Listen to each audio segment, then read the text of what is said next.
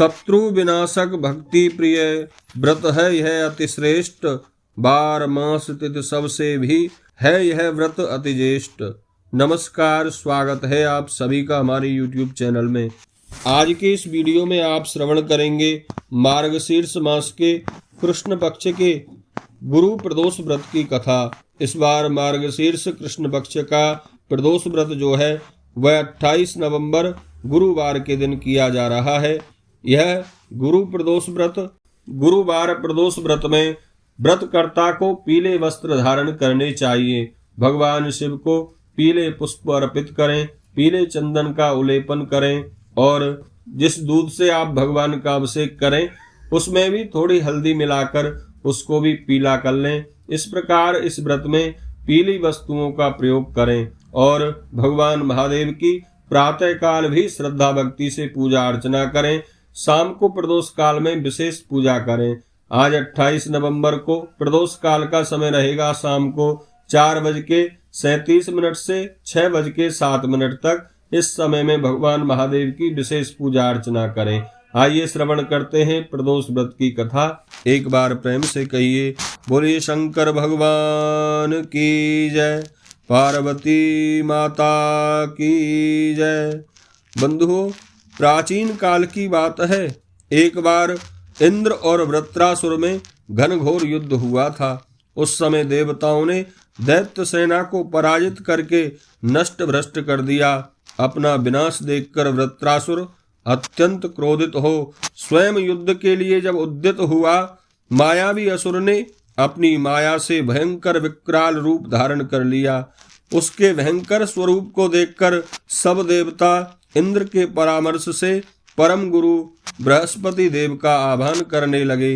देव गुरु बृहस्पति तत्काल देवताओं के आवाहन करने पर वहां प्रकट हो गए और बृहस्पति देव ने कहा, हे देवेंद्र, अब तुम इस वृत्रासुर की पूर्व जन्म की कथा ध्यान मगन होकर सुनो। वृत्रासुर जो है वह प्रथम तो बड़ा ही तपस्वी और कर्मनिष्ठ था। इसने गंधमादन पर्वत पर उग्र तप करके शिवजी को प्रसन्न किया था। पूर्व समय में यह चित्ररथ नाम का राजा था। तुम्हारे समीप जो सुरम्य वन है वह इसी का राज्य था। अब साधु प्रवृत्ति विचारवान महात्मा उस वन में आनंद लेते हैं। भगवान के दर्शन की अनुपम भूमि है। एक समय चित्ररथ स्वेच्छा से कैलाश पर्वत पर चला गया। भगवान का स्वरूप और वाम अंग में जगदम्बा को विराजमान देखकर चित्ररथ हंसा और हाथ जोड़कर शिव शंकर भगवान से बोला, हे प्रभु, हम माया मोहित हो विषयों में फंसे रहने के कारण स्त्रियों के वशीभूत रहते हैं, किंतु देवलोक में ऐसा कहीं दृष्टिगोचर नहीं हुआ कि कोई अपनी स्त्री के साथ सभा में बैठे।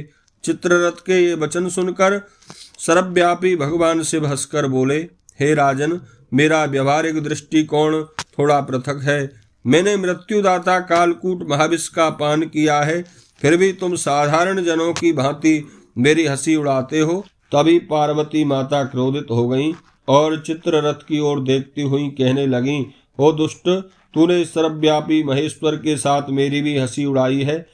तुझे अपने कर्मों का फल भोगना पड़ेगा। उपस्थित सभासद जन महान विशुद्ध प्रकृति के शास्त्र तत्वान्वेषी हैं और सनक सनंदन सनत कुमार हैं। सर्व अज्ञान के नष्ट हो जाने पर शिव भक्ति में तत्पर हैं। अरे मूर्ख, तू अति चतुर है। अतएव मैं तुझे वह शिक्षा दूंगी कि फिर तू कभी ऐसे संतों का मजाक उड़ाने का दुस्साहस नहीं करेगा।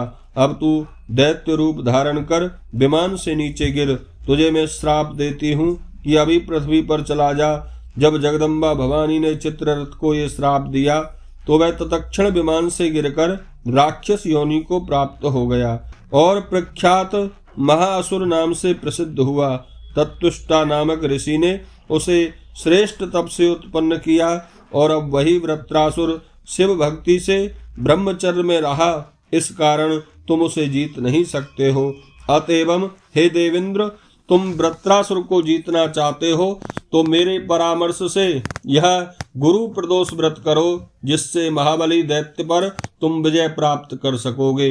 देवगुरु बृहस्पति के वचन को सुनकर सभी देवताओं ने श्रद्धा भक्ति से गुरुवार त्रयोदशी व्रत गुरु प्रदोष व्रत को किया, जिसके परिणाम स्वरूप इंद्र आदि देवताओं ने वृत्रासुर और उसकी महान सेना को परास्त करके नष्ट कर दिया। बोलिए शंकर भगवान की जय, विष्णु भगवान की जय।